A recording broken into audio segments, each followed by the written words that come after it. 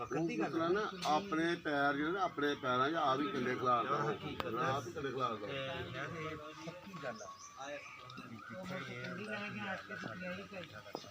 ਆ ਤੇ ਫਿਰ ਉਹ ਜਿਹੜੇ ਅੱਗੋਂ ਸਿਆਣੇ ਲੈ ਕੇ ਤੁਰਦੇ ਨਾ ਆਪਣੀ ਕਰਦੇ ਯਾਰ ਮੈਂ